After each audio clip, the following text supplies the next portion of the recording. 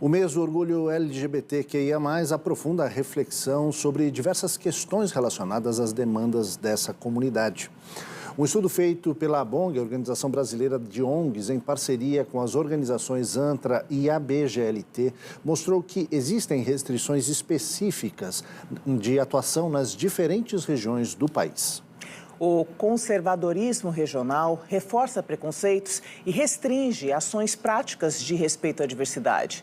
Sobre este assunto, eu conversei com o coordenador da pesquisa e professor de Direito da Unifesp, Renan Quinalha. A gente identificou em mais de 80 entrevistas, nós fizemos entrevistas com 88 organizações distribuídas em todo o território brasileiro, todos os estados do Brasil, e a gente fez uma organização dessas entrevistas por regiões.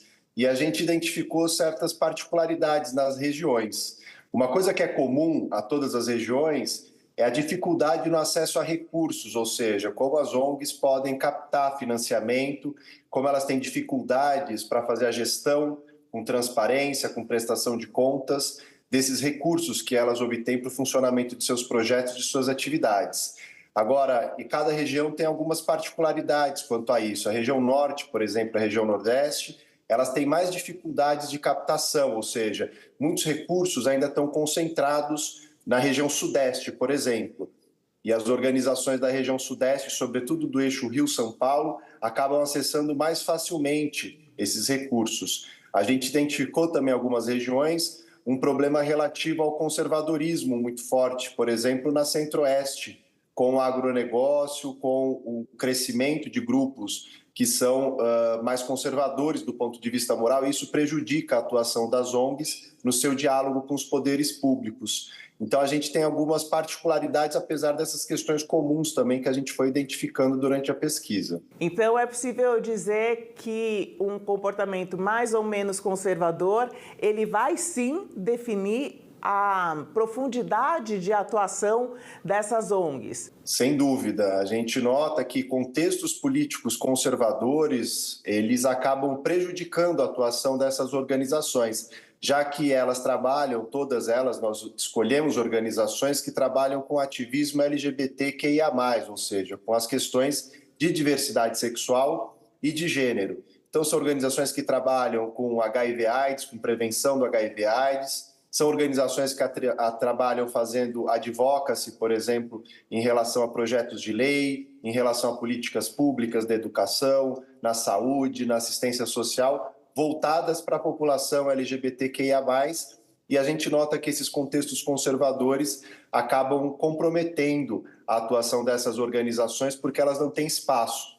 Não há edital específico, por exemplo, para a cultura LGBTQIA+, não há linhas de financiamento do Estado, local, enfim, daquela prefeitura, daquele Estado, para poder fazer as atividades, colaborar com as atividades das organizações e fortalecer, assim, a sociedade civil. O que é possível dizer hoje, em 2024, sobre o comprometimento geral da comunidade em relação às pautas LGBTQIA+.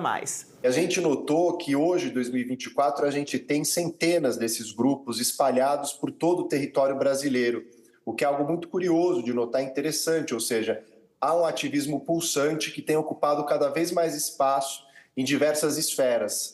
São ativismos específicos das pessoas trans, de mulheres lésbicas e bissexuais negras, distribuídos em territórios com atuação local ou com atuação regional ou até mesmo nacional. Então, a gente vê uma vitalidade desse ativismo no Brasil bastante importante. Mas o que a gente notou também é que, apesar desses avanços todos, inclusive do ponto de vista da cidadania, que a gente nota que essas organizações tiveram um papel fundamental para o reconhecimento de direitos no Supremo Tribunal Federal, para as políticas públicas, tanto na União, quanto nos estados, quanto nos municípios, a gente nota que ainda há muitas dificuldades enfrentadas por esse ativismo. Então, uma delas é essa, justamente, da sustentabilidade financeira das organizações, como elas podem perdurar no tempo com suas atividades sendo realizadas, com as dificuldades de financiamento e de prestação de contas, mas também a gente notou em algumas localidades uma dificuldade que é até mesmo da integridade física, ou seja, o medo de ativistas que têm dificuldade em certos territórios, em certas localidades, de se revelar, de revelar sua sexualidade, sua identidade de gênero, porque há uma violência social muito grande, uma violência política em relação a esse tema. Nós falamos até aqui de ações coletivas, mas de forma individual, o que é possível dizer para aquela pessoa que tem a intenção de colaborar efetivamente para a construção de uma sociedade mais respeitosa em relação à diversidade? Eu acho que essa pessoa, Joyce, ela precisa entender que ela não está sozinha, ou seja, que há muita gente engajada, tentando realizar atividades, desde atividades culturais, feiras de empreendedorismo, debates, exibição de filmes, mas também advocacy, diálogo com poderes públicos, formulação das políticas públicas, cobrança do Estado, ou seja, há por todo o país muitas maneiras possíveis de se envolver com esse ativismo.